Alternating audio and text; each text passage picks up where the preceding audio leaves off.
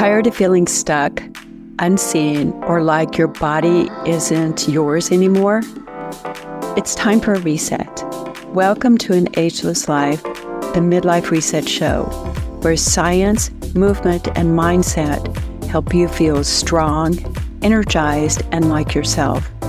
I'm Devi, a clinical pharmacist, Argentine tango dancer and instructor, and your guide for redefining how women thrive and grow in midlife and beyond. Let's get started. Why intentional movement changes everything after 50. Movement in the body is honest language. Before words, before thought, we moved. We curled up, we reached, we turned toward what it was that we wanted and away from what hurt us. And somewhere between deadlines and daily life, we stopped noticing our own movement. Now we're just telegraphing to the world. You can see it in others, the lifted chest of confidence, the slump of exhaustion, the tight jaw of someone holding too much. Our bodies speak even when we don't. If you've ever felt stuck in your body, your energy, your joy, your life, the cure might not be more effort. It might be one deliberate step, one conscious breath, one turning toward what you've been avoiding. Because when you move like you mean it, you not only stretch your muscles, you rewrite your memory. This episode is a final part of the Body Trilogy, 3 connected conversations about communicating with you, your body, all of you, in midlife. Each one stands alone, but together they tell a full story. In episode 1, I talked about the importance of listening and how to listen. In episode 15, or 2 of this series, I talked about how we can show up so that we know what our body's been tracking. And in this episode, the third one of the 3, episode 16, is where knowing becomes doing. In this last episode, we explore how your body keeps score. Today, we're learning how to change the game. And when I say intentional movement, I mean simply moving on purpose, noticing what your body's doing instead of letting habit take over. I had a tango student, John, who could not turn to the left. There was a specific move that he wanted to do, and it required turning to the left. He couldn't do it. Every time we reached that moment in dancing, his body froze. There was a half beat of hesitation, and then I could feel a stiffness that happened in his body.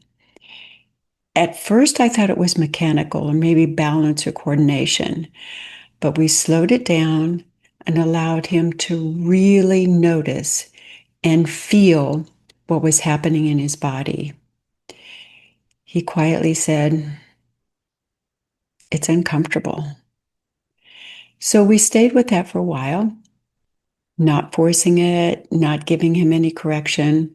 I let him breathe and decided how he wanted to move to the left, and let the turn come from the decision, not from the habit of the way that he was holding his body. He exhaled, shifted his weight a little bit in the embrace, and then for the first time, he turned to the left, slowly, intentionally, and beautifully. A single tear came down his cheek, and in that moment, the body did what words couldn't do. It told the truth. He whispered, "When I was young, my mom told me I would never be a dancer and that I wasn't good at anything." The left turn broke something open in him, not just the movement, but his story. He'd forgotten all about that until we went through it with that movement. And what happened over him the next several weeks was really amazing. Initially, he started walking a little bit different. His posture was a little more open. He was moving with more confidence. His laugh showed up a lot more than before. And he started dating and eventually found a woman who loved him just as much as he loved her. One decision to move with purpose, and his whole life began to move in a different way. And there's science behind what happened to John.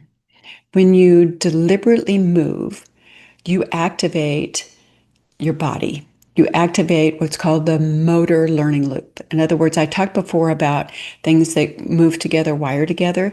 This is kind of along the same lines. In other words, the circuits that are connected to movement connect to emotion and memory. And that's why moving differently can change the way that you feel. We call this a shift. If you want to talk about neurolinguistic programming, it's called a state shift. I talk about it from the perspective of altering what your body does changes the way that you think. Stand taller. Your brain interprets confidence. Your breathing lowers, in other words, the breath rate. Your nervous system hears that and says, we're safe. It's okay. Every purposeful movement sends a signal through your vagus nerve. That's your body's built-in mood dial, telling your brain, hey, it's okay to release tension. We can be balanced. We can reboot our focus. We're not chasing that saber-toothed tiger is not chasing us anymore. And that's how your body starts to believe what your mind has been wishing for. Most of us move on autopilot. We slump in our chairs. We clench our jaws, especially at night. We rush without breathing. Breathing's really shallow. Our movement starts to reveal what our brains can't process. Deliberate movement interrupts that loop. You're saying, hey, wait a minute. I'm choosing to do something different. In that single moment, when you decide, everything rewires. It's mindfulness made physical. And you don't have to dance tango in the kitchen to find it. I personally like to do that, but you don't have to. You can stretch. You can sway when you're brushing your teeth. You can notice how you reach for your phone or your coffee mug or your keys. Are you rushing or are you reaching with awareness?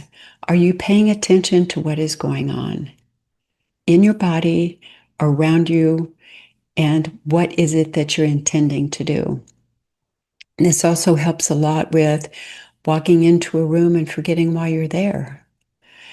Having the intention of, I'm going to do this, and then thinking about that and implementing it through your body makes a big difference.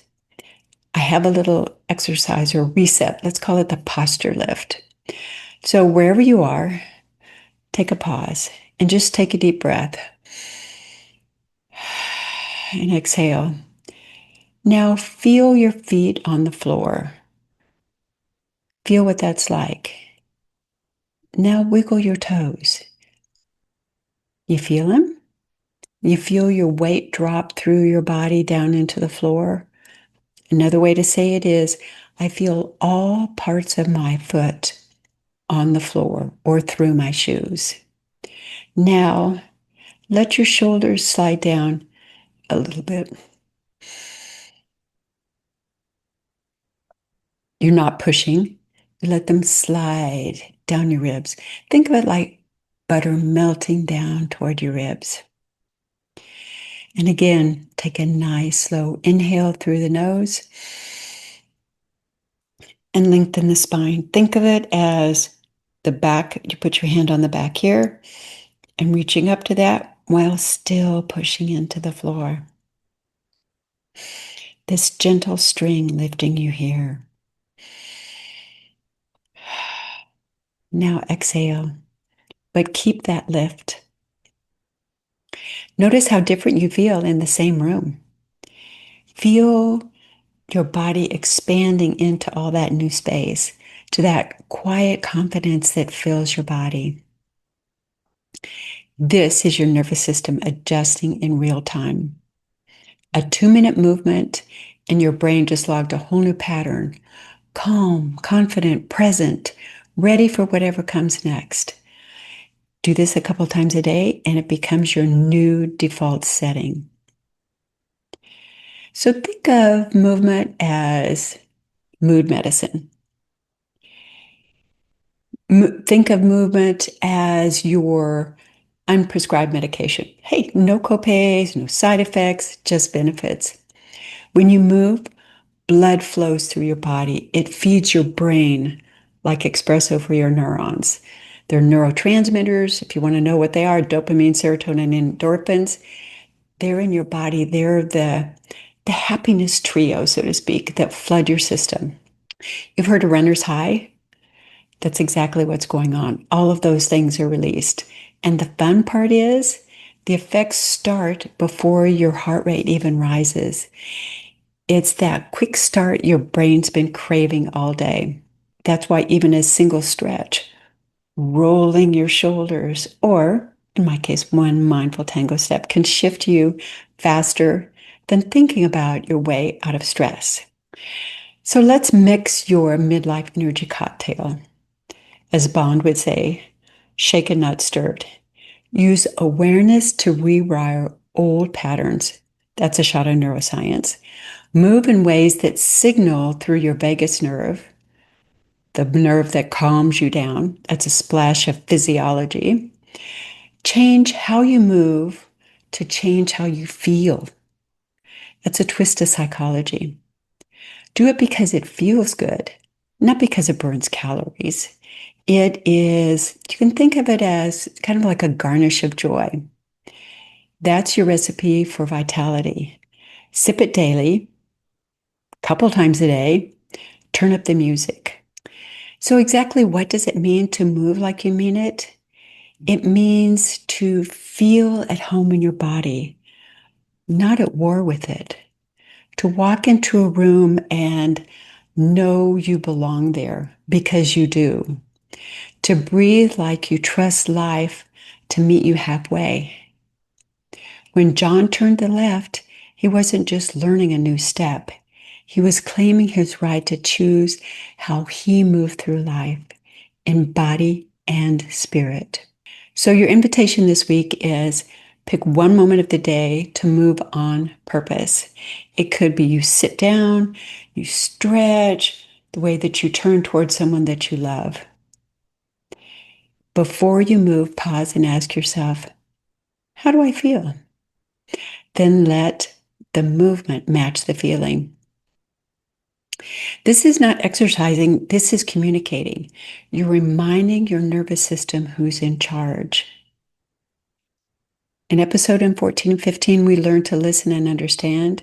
Today, we turn that knowledge into motion. Movement is the bridge between awareness and action, between who you've been and who you are becoming. Each time you move like you mean it, you grow your brain.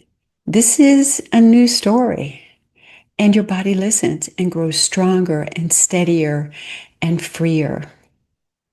So this completes the Body Trilogy series, Awareness, Understanding, Movement. Each one of them stands alone, but if you do them all together, or come back to each one individually. And please remember, this is your takeaway. Confidence lives in motion. Grace lives in pause between movement. And awareness, that lives in every choice to move that you have made. So for your next chapter, live in every intentional step you take. Go ahead, make a turn, breathe, move, let your body lead for once. It's been waiting for this all along. That's it for today. That's it for this reset. Thank you for spending this time with me. If today's episode gave you something to think about, I'd love to have you subscribe so you never miss what's next. And remember to grab your free gift, your midlife superpower, 5 simple power moves to feel like yourself again. The address for this is, or link is, anagelesslife.com/superpower. Thanks again. Bye-bye.